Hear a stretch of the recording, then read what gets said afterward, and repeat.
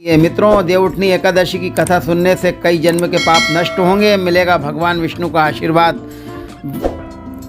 कथा प्रारंभ करने के पहले आपसे निवेदन है, अभी तक आपने हमारे चैनल को सब्सक्राइब ना किया हो तो लाल बटन दबाकर प्लीज़ इसे सब्सक्राइब अवश्य करें और पास में घंटी का चिन्ह भी प्रेस करें ताकि आने वाले नए नए वीडियोज़, नए नए जानकारियाँ आप तक शीघ्र अतिशीघ्र पहुँच सकें और आप उसका अधिक से अधिक लाभ उठा सकें। तो मित्रों, आइए सुनते हैं देवउठनी एकादशी की कथा, जिसके सुनने से कई जन्म के पाप नष्ट होंगे, मिलेगा भगवान विष्णु का आशीर्वाद। कथा प्रारंभ करते हैं। एक राजा के राज्य में सभी एकादशी का व्रत रखते थे। प्रजा तथा नौकर चाकरों से लेकर पशुओं तक को एकादशी के दिन अन्न नहीं दिया जाता था। एक दिन किसी दूसरे राज्य से एक व्यक्ति राजा के पास आकर कहने लगा कि मुझे नौकरी पर रख लो।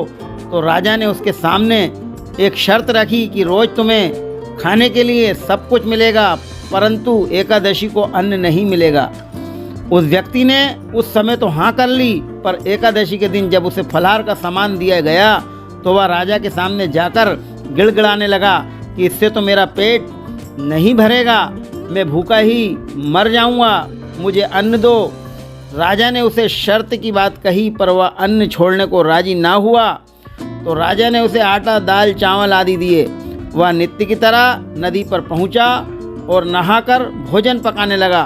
बना चुका तो भगवान को बुलाने लगा, आओ भगवान, भोजन तैयार है। बुलाने पर भगवान पीताम्बर धारण किए, चतुर्भुज रूप धारण कर आ पहुँचे तथा प्रेम से उसके साथ भोजन करने लगे।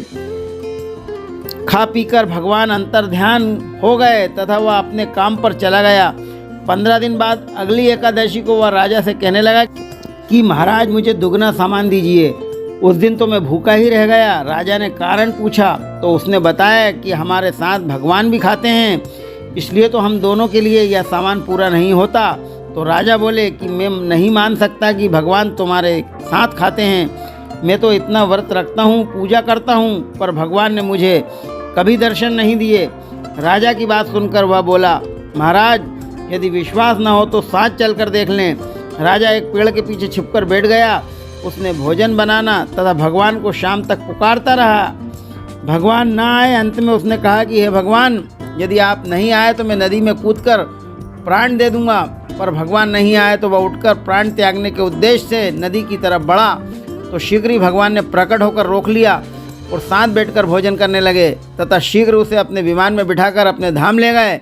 यह देख राजा ने सोचा कि व्रत उपवास से तब कुछ फायदा नहीं होता जब तक मन शुद्ध न हो। इससे राजा को भी ज्ञान प्राप्त हुआ और अंत में वह स्वर्ग को प्राप्त कर सका। मित्रों, देवउठनी एकादशी की कथा सुनने से कई जन्म के पाप नष्ट होते हैं, भगवान विष्णु का आशीर्वाद प्राप्त होता है। मित्रों, इसी श्रृंखला में अब हम दूसरी कथा आपको सुनाते हैं। एक राजा था, उसके राज्य में प्रजा सुखी थी। एकादशी को कोई भी अन्न नहीं बेचता था, सभी फलाहार करते थे। भगवान ने एक बार उनकी परीक्षा लेनी चाहिए। भगवान ने एक सुंदरी का रूप धारण किया तथा सड़क पर बैठ गए। राजा अचानक उधर से निकले तो सुंदरी को देख चकित रह गए।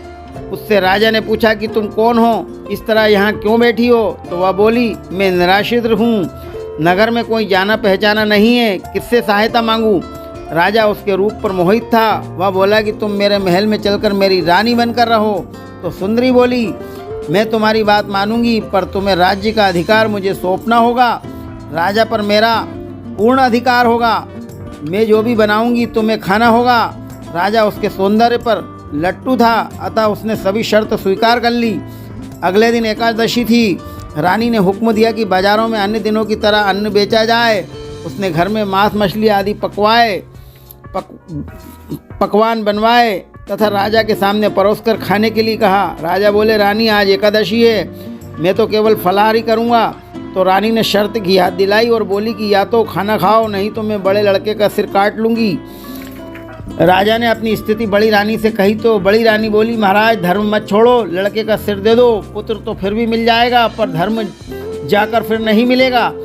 इसी दौरान बड़ा लड़का खेलकर आ गया और माँ की आंखों में आंसू देख वह माँ से रोने का कारण पूछने लगा। तो माँ ने उसे सारी वस्तु स्थिति बता दी।